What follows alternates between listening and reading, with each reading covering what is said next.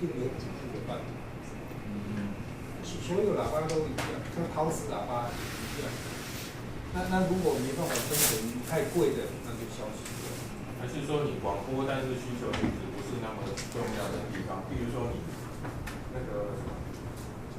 高速公路休息站的，然后什么什么，你把它贴到马桶上面的话，那就不用那么大声，吵到所有人都受不了了。一个区块一个区块播音的需求。很薄就是一个。好，最后一组，然后我们进度有一点落后。好，那我们请最后一位同学，联合大学，9分钟时间掌握，谢谢。各位听众好，我是吴义进，是联合大学。然后我的产品是 Readout， 它是一款盲人阅读器。然后首先，这是我的那个 agenda， 这是今天要讲的部分。主要的起源是因为希望视障者也可以像我们一般人一样，可以正常的看书，然后获得知识。所以我们的目标就是设计出一款产品，然后可以让它快速的取得知识，然后拉近与我们的距离。在第二部分进入市场分析的部分，我是使用 PST 分析，然后在政策部分，我们可以看到就是政府政策对于弱势身障的重视，他们逐渐的修法，然后开始对于视障跟弱势团体开始逐渐重视，然后经济低迷，可是对于弱势族群的就业反而是受到更加的重视。然后在人权主义抬头，还有高科技研发也对电子辅具带来相当的助力。然后从表可以看到，就是政府对每年辅具补助费用逐渐提升。主要竞争者分析，国内市场主要竞争者有主流翻译机是金超点系列，它的主要区域是在亚洲，然后目标市场是公立与私立的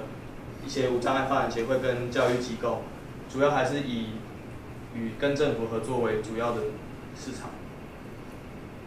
然后在产品分析的部分，这是金超点系列的超点1号，它一次可以显示45方，可是就是有图可以看到它体积非常大，它必须在教室或者是室内才可以使用，会有受到地域的限制。在产品价格的部分，国外的进口电子显示器约在20万上下，国内约为在10万上下，然后政府还会额外的给予补助。在通路分析跟广告活动部分，国外与国内均没有任何的门市通路跟广告活动。然后在访谈消费者的时候，发现他们很重视过去的使用经验，他们只对他们有用过的产品才会感到兴趣与好奇心，才会去购买。然后他们获得产品资源的方式也都是经由亲朋好友去介绍，然后口耳相传。所以就是经由以上的市场分析跟调查，我们可以总结出是下面这3项，就是台湾盲人的辅具能有发展空间。然后在这个资讯这么蓬勃的时代，盲人对于资讯的取得，他们的渴望也是非常的高。然后第3点是政府补助逐年上升科室，盲人阅读器更加普及，所以我们认为Readout在市场上具有发展空间。接下来进入时常行销规划的部分，在价值部分，就是从前面调查可以知道，其实盲人数目正在逐渐增加，而且没有变少。然后他们取得的资讯只能靠亲朋好友口耳相传，所以取得资讯管道很少。然后辅具一般又体积很大，难以携带，所以Readout主要的诉求就是可以快速的携带，然后很便利的使用，可以希望有没视障者比较没有距离。然后在 STP 分析的部分，主要一开始是以消费能力、便利需求度、资讯获得需求、地点、语言年龄作为区隔，然后选出资讯需求较高，还有便利需求度较高的视障人士。然后也是需要有一定的消费能力，但是因为可以考量政府补助，所以此不在最重要的考量点。然后最后我们是得到需要设计一款具有美学、体积小、方便携带的行动阅读器。然后这是外观的部分，最旁边的是那个行动手环Readout，然后后面有Readout的充电器，这是充电示意图。在操作流程的部分，外出时就是绿道可以像表一样戴在身上，然后它一样具有表的功能，前面的点字也可以显示出如表的功能。然后当你要阅读时，只要轻按卡榫就可以拆下，放置于书面上，调整卡榫即可开始阅读。最后只要用手触摸点字即可得到书中的资讯。然后再来讲产品规格与特点，在佩戴时它会显示时间，当你拆下的时候，它就可以开始翻译文字。而卡榫它不只是用来解开绿道的开关，它也是可以使盲人正确分辨穿戴绿道的位置。然后绿道是使用电磁铁开关，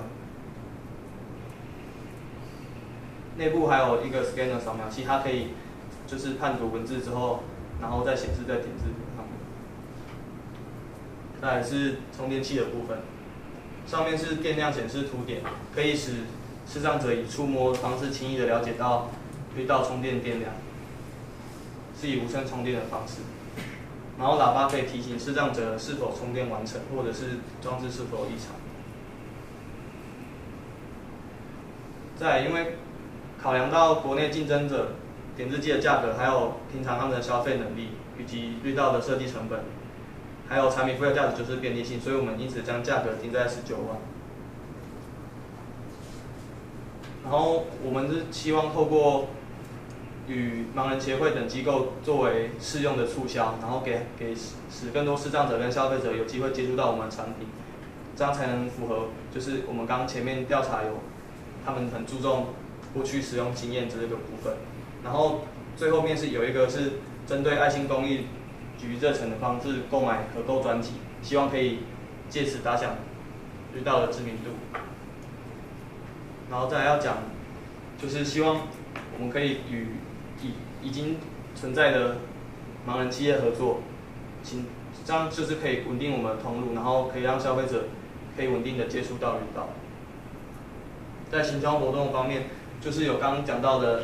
发展爱心募资专辑的部分，我们名称取为叫 Love for Red-Dot。它第一阶段是以透过募资商品，打造品牌形象，寻找有公益倾向歌手或是本身就是视障者的歌手作为商品代言，然后配合此商品作为发行公益新专辑，寻求募资开发资金，然后希望可以借此提升双方形象，然后再将募资所得所开发出来的绿道送往合作机构，然后最后做宣传。在第二阶段是必须等到商品倾向成功建立时，就会正式推出绿道与歌手的正式合作专辑。此专辑会包含绿道本身跟唱片歌手专辑，因为是希望视障者在听音乐的时候也可以透过我们这款绿道去了解点字的内容，去了解他们音乐里面的歌词。最后是营运3年的成本规划。我们估算1年约可卖出32个绿道，预估要3年才能达到10亿2瓶。以上就是我今天的报告，谢谢。好，谢谢同学来，我们直接请我们来提问。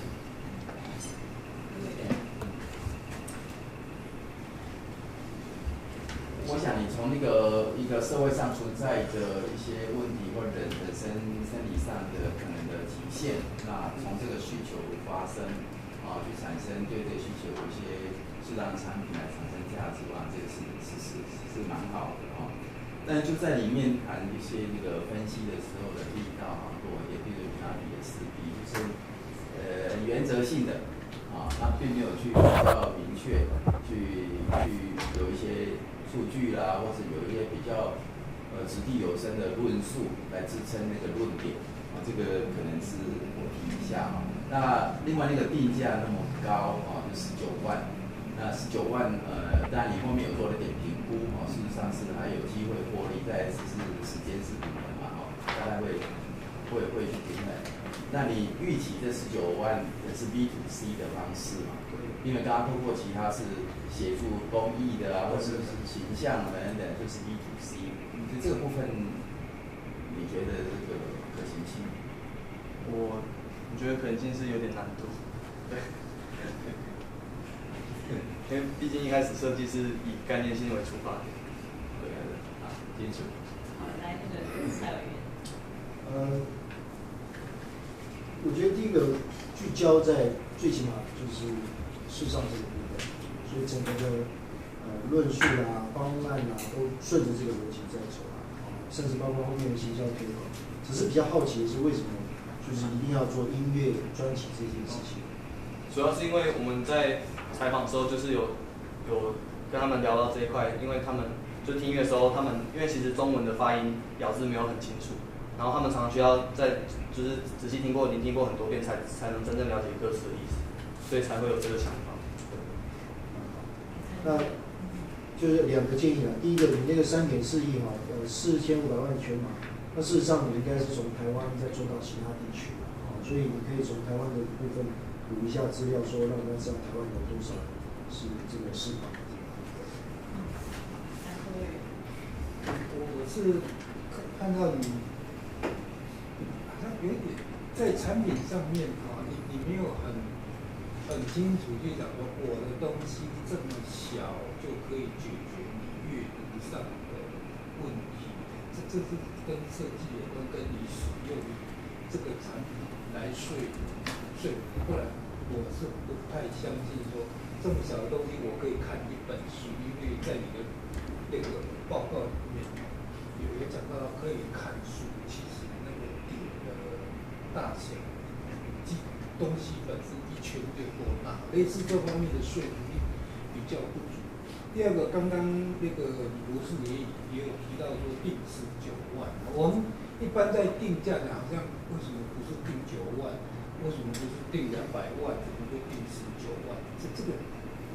好像没有什么根据，只是说有人卖10万，有人卖20万，所以定。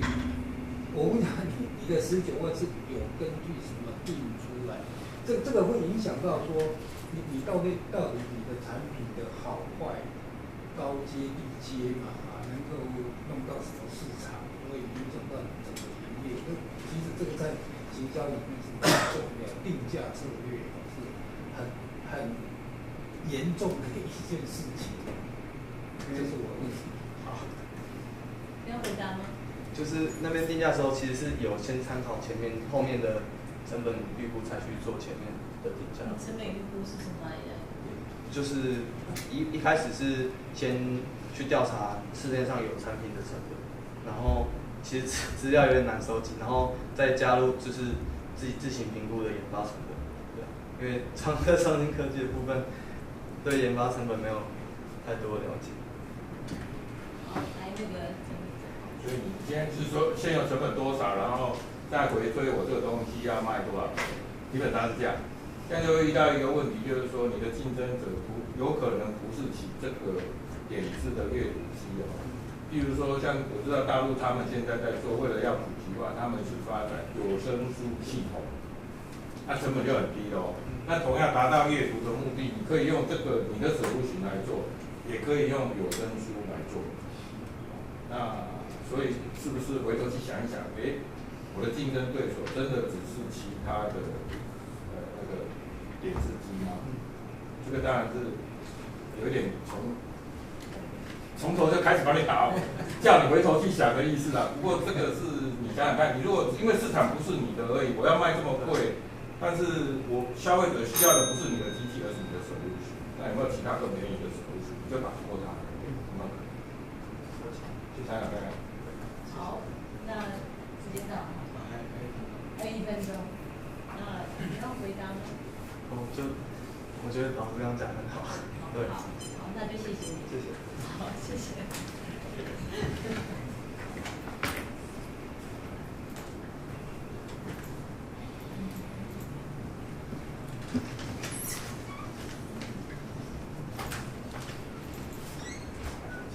我以